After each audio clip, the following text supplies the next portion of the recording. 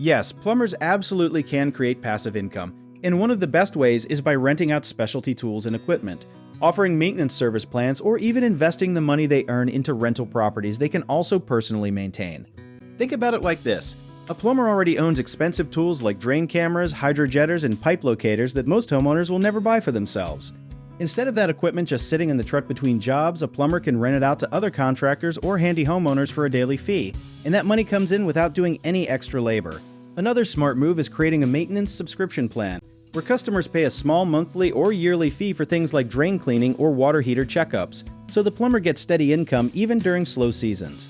A lot of plumbers do not realize that once they build up some savings, they can buy a small rental property and use their own plumbing skills to keep repair costs low, which makes that rental income almost pure profit over time.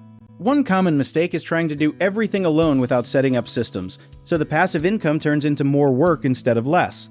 The fix is to use scheduling software or a booking app so payments and appointments happen automatically.